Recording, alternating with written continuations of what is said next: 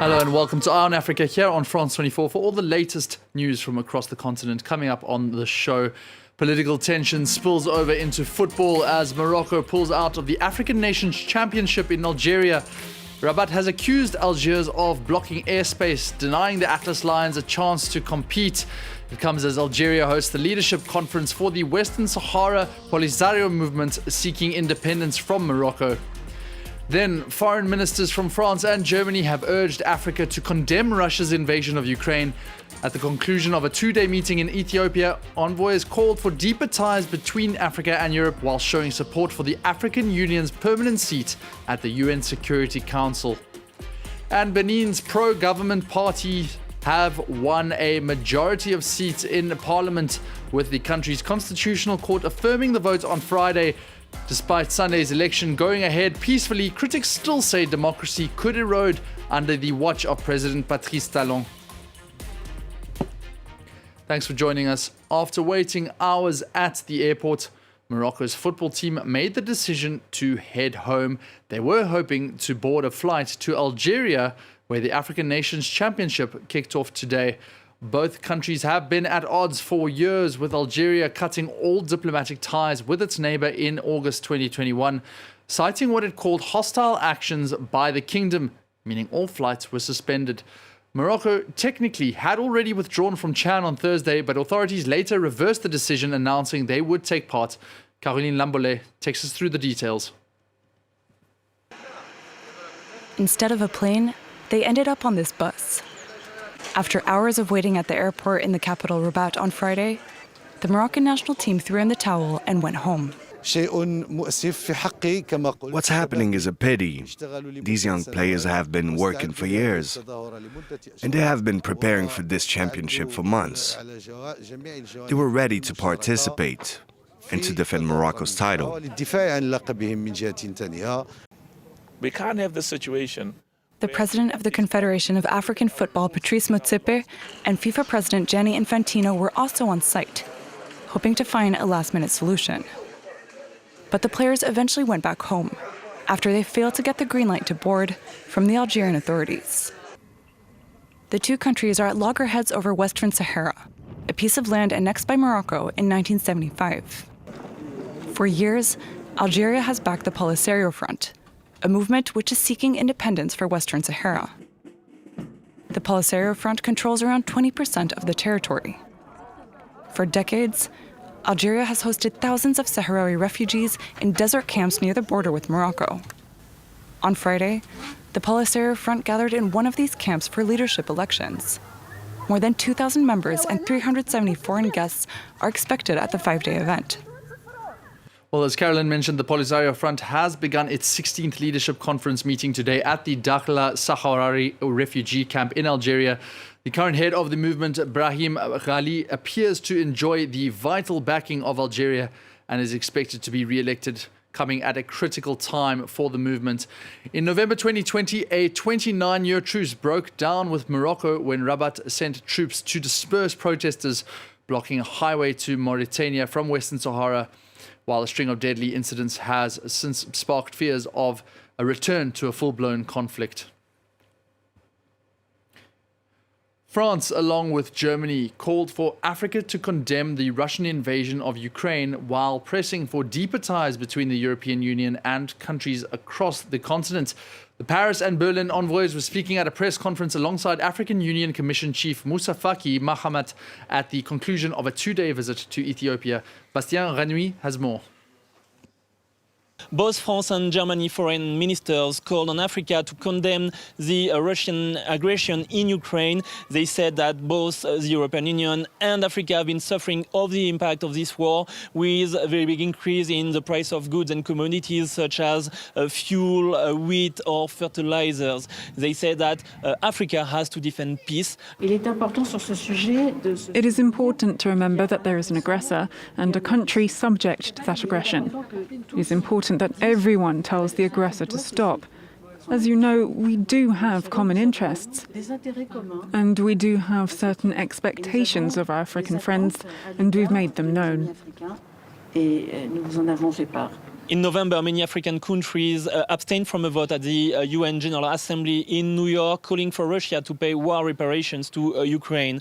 So while calling for African countries to support Ukraine and to defend peace, both French and German foreign ministers also called for a better integration of Africa in global governance. They also called for better integration of the AU inside the UN Security Council, a support that was hugely welcomed by Moussa Faki, the chair of the African Union Commission. Benin's constitutional court has affirmed the ruling coalition's win in last weekend's legislative elections and the return to parliament of the opposition following boycotts and exclusions in previous elections. Sophie Lamotte takes us through the results. These are the first elections where the opposition is allowed to participate since 2019, and their return on the ballot has been celebrated as a step forward for democracy. But for the Democrats, the main opposition party, these results are nothing close to being fair. They've publicly rejected the results and denounced widespread ballot box stuffing, rigging, blatant corruption by the two main pro-government parties, although no evidence has yet to be presented to support these claims. We reject these results. There were real irregularities which made it impossible to centralize the results and correctly register the will of the people. That said, we will appeal the results at the level of the court, and we will wait for new decisions. If these appeals are successful, we will be able to have additional members of parliament. The Democrats nonetheless call for calm and peace as they await the appeals verdict. On the other hand, the Progressive Union for Renewal, the presidential party that came out on top in these elections, salute the Democrats' return to parliament after being excluded from the last elections. We knew that the opposition represented a certain opinion in the country, so we had to wait for this election to know everyone's place on the national political spectrum. We welcomed the arrival of the opposition into parliament. This will certainly broaden our discussions. But from the point of view of efficiency, I believe that we, from the presidential party, have always worked for the collective good of our country and fellow citizens. The opposition's return to parliament could have game-changing implications in the run-up to the 2026 presidential elections, where candidates will have to be supported by parliamentarians to be registered. The Senegalese government has introduced new measures to improve road safety after a deadly bus crash killed 40 people last weekend. Buses and other forms of public transport are now banned from operating at night, and the importation of used tires from overseas has been prohibited. Eliman Ndao and Sam Bradpeace bring us more. Beau Maraîcher is Dakar's main bus station. There are mixed feelings here about the banning of nighttime journeys and other measures introduced by the government after 40 people died in a horrific bus crash last weekend. Mohamedou is preparing for a 10-hour ride to Kolda in the south of the country. The accident was terrible, but I think the actions taken by the government will reduce this kind of accident. Drivers are less pleased. The government has demanded that they remove storage space on their buses to avoid excessive weight being carried on board, a factor in many of the country's road accidents. The measures are very difficult for us. We are demanding more flexibility. You can limit the baggage load, but you can never get rid of it altogether. There should have been more consultation before the introduction of measures. We were not consulted, and I doubt these measures will be effective. On Friday, the Transport Minister met with representatives of Senegal's intercity transport sector in a bid to find common ground. There are fears that the government directives may be ignored. The application of these measures will not be blinkered. We are obliged to adapt, to inform, and to encourage understanding. That way, we will be able to adjust over time. There is no question of stepping back from any measure taken by the Prime Minister. However, there will be things we need to do to make sure that these measures are accepted and that they cause as little disruption as possible.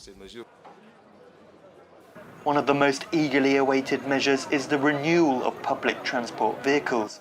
On average, these vehicles are 25 years old, according to government figures. And staying in Dakar, we head to an exhibit co-organized by Chanel, which opened this week. Around 20 artists, most of them from West Africa, have contributed to the showcase, coming after the fashion house put on a similar event in the Senegalese capital in December. Caroline Lambolet stitches the story together. Portraits made with thousands of stitches. Malian artist Alassane Kone revisits scenes from daily life. He takes photos of people on the street and comes back to his studio to reproduce what he's seen. My inspiration comes from my environment. The connections we form are like threads too. When I make my art, it's like forming connections with threads because I mix colors. He's one of around 20 artists, most of them from West Africa, exhibiting their work at the Sur le Fil exhibit in Dakar. The exhibit is centered on embroidery and weaving crafts, but it also brings together artists from other disciplines, such as painting and photography. It's a collaboration between Chanel and its 19M workshop in Paris, and the Institut Fondamental d'Afrique Noire in Dakar. The idea is to host workshops and debates to help foster artisanal work. We either chose artists who already use methods and techniques related to artisanal crafts in their work, or we called on artists whose work could be combined with certain craftsmen who use local techniques and methods, some of which have been used for years and years. In December, Chanel held a fashion show in Dakar, a first for the luxury fashion house on the African continent. Well, that's it from us across Africa, but there's more news coming up on France 24. We'll see you soon.